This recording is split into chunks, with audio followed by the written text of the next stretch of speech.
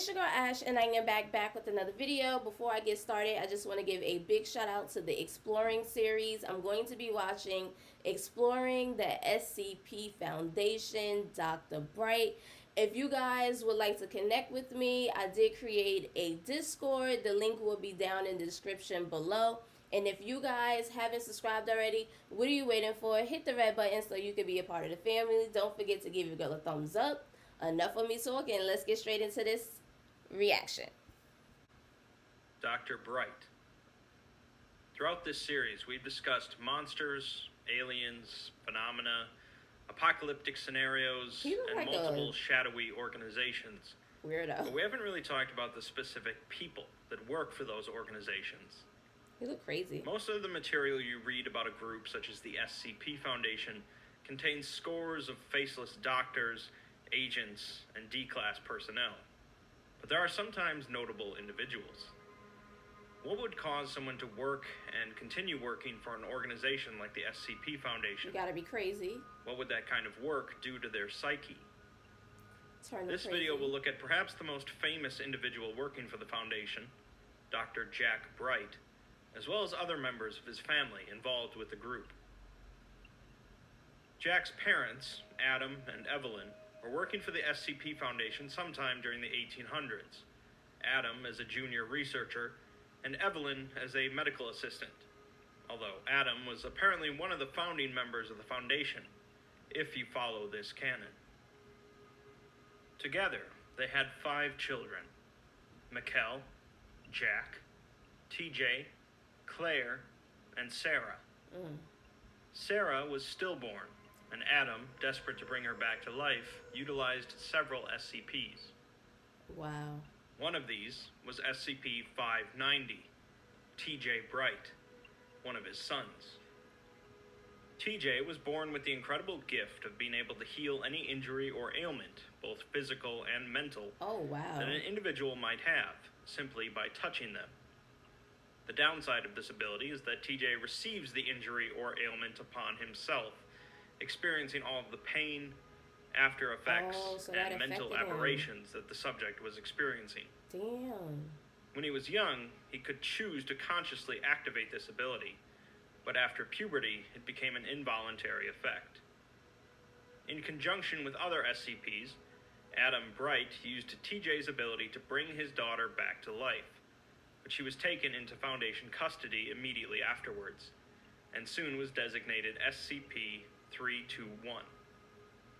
TJ was also taken into Foundation custody because of this, becoming SCP-590, and by this point, Mikkel was already working for them. So basically, the personnel that work for SCP, they really don't have like a normal life. They're just like dedicated to SCP. That's crazy. That's what it seemed like. SCP-321 was found to be capable of recuperating from any injury at 5 times the normal rate of a human, believed to be caused by an overabundant production of stem cells.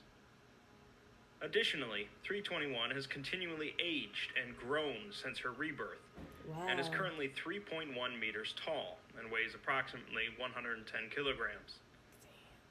She shows no signs of stopping growth, and at a certain point, her heart was reaching the limits of its circulation capabilities. An artificial heart was created and implanted into 321's body, allowing her continued growth and existence. Despite her age being at least over 100 at this point, her intellectual capabilities are similar to that of an infant, taking months to learn a simple task.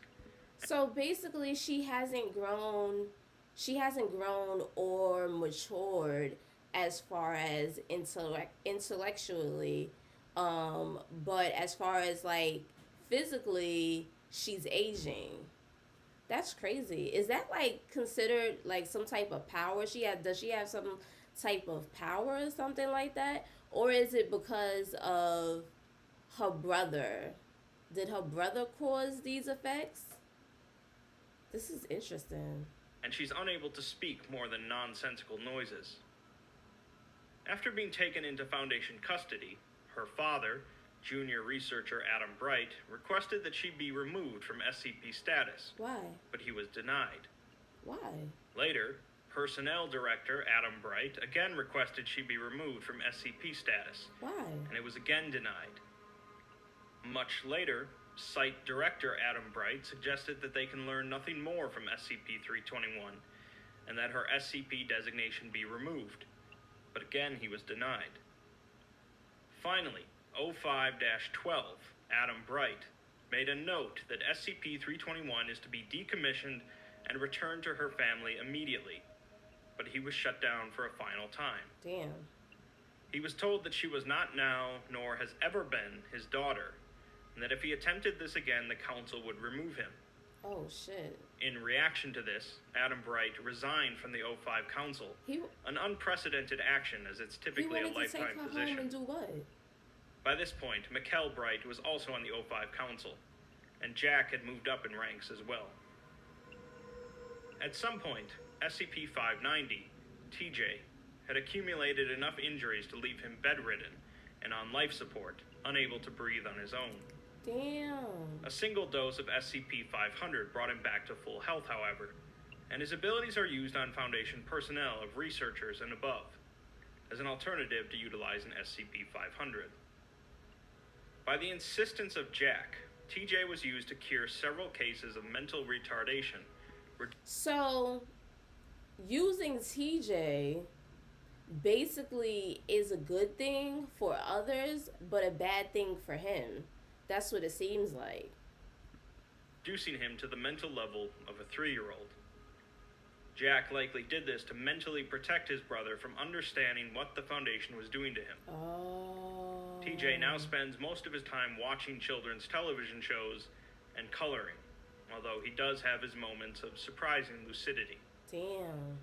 Which brings us to Jack Bright himself, who followed in his parents' and brother's footsteps, and also joined the SCP Foundation. Claire, meanwhile, who possesses the ability to see into the future, would go on to join the Serpent's Hand, a counter-organization to the SCP Foundation focused on spreading awareness of the paranormal. Jack joined after his brother TJ went into Foundation custody, and became a junior researcher of good standing. He was eventually assigned to researching SCP-963, a white gold amulet containing a ruby surrounded by 13 diamonds. Ooh. 963 was discovered in the apartment of an individual who apparently committed suicide, surrounded by supernaturally related books, and was brought into the Foundation since it was found to be incapable of being damaged. Later that year, SCP-076, Abel, breached containment, leading to a large number of casualties. Dr. Bright happened to be walking past 076's containment unit at the time, transporting the amulet by hand, and was killed by Abel. Damn.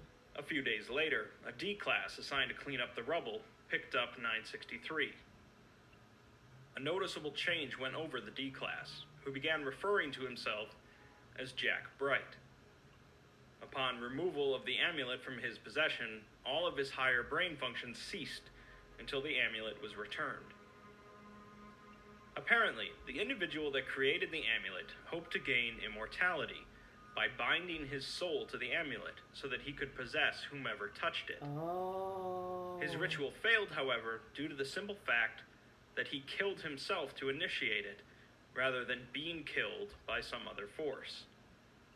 Jack Bright activated the amulet correctly when he was killed while holding onto it, binding his soul to it. When the D-class picked it up, it overwrote his mind with the mind of Dr. Bright, including all of his memories. This allows Dr. Bright to be functionally immortal, as long as someone eventually touches the amulet, whether it be a human or some other creature or animal. Since the amulet is invulnerable to damage, the only way to prevent this would be to keep the amulet locked away. Yeah, but since Jack Bright is a loyal member of the Foundation, he's allowed to continue to operate. However, there is a side effect of 963. If a subject maintains contact with the amulet for 30 days, their consciousness becomes a duplicate of Dr. Bright's, and removal of the amulet does nothing. Since this would allow Dr. Bright to make potentially unlimited copies of his mind, sanctions were put into place to prevent this, although so far Dr. Bright has not attempted to break this rule. Okay. So far, Dr. Bright has found no way to release himself from 963, not for lack of trying. I was about to say. On the flip side, the Foundation actually spent some time trying to recreate 963, eventually resulting in 963-2. All information on 963-2 has been expunged, so it's unclear exactly what it does, but it's likely not good. Dr. Bright has so far jumped between countless bodies, including male and female humans, animals, and SCPs. While Dr. Bright's loyalty and intellect, combined with his immortality, have certainly been a benefit to the Foundation, it's also taken its toll on Bright's psyche. A tale that demonstrates some of the consequences of 963 is the executions of Dr. Bright, although keeping in mind it does take place in the Broken Masquerade canon, where information about anomalies is public. But he don't kill anyone, right? In it, Bright is part of a team operating in the Middle East, where they are suddenly captured by armed terrorists. They possess knowledge of Bright in 963, and proceeded to kill the team one by one. However, they started with Bright, and then put the amulet on another member of the team, so that they were killing Bright each time. The rest of the team waited in horror as their associated minds were wiped and they were killed. That's sick. The tale gives us a sense of how much Bright resents his condition, and in turn grows to hate himself. A consistent theme across a number of tales is Bright's deep-seated desire for release from 963, and his inability to do so. The tale Code Brown describes a Bright family reunion that occurs because of Claire's death while working for the Serpent's Hand. We see that the Bright family is large, including children, grandchildren, cousins, and so on. Practically none of them seem to get along very well. Damn. Mikkel seems to have fathered a large number of children in his younger days, now collectively known as the Unnumbered Brood. Evelyn, Jack's mother, also makes an appearance, and is said to sometimes be referred to as the Mother of Monsters, as she apparently spends her time creating creatures. Damn. It's clear that the Bright family is not a typical one, each with their gifts and quirks. Dr. Bright has developed a reputation over the years of being eccentric, to say the least, but it's fair to say that he hasn't had the most normal of lives.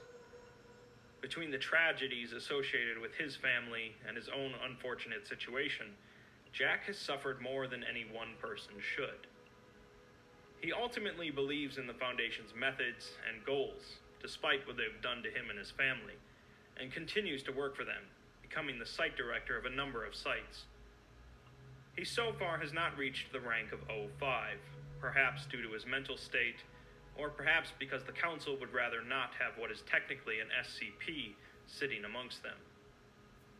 I hope that this video has provided some greater degree of insight into the backstory of Dr. Bright, who is certainly not a normal member of the Foundation, yes, definitely but is nonetheless an integral part of it. That's crazy. They have, he's basically a SCP, working for them.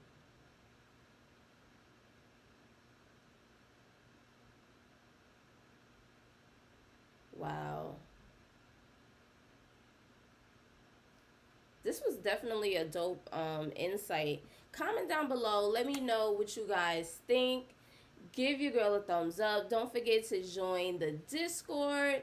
And I'll see you guys in the next video. Bye, fam.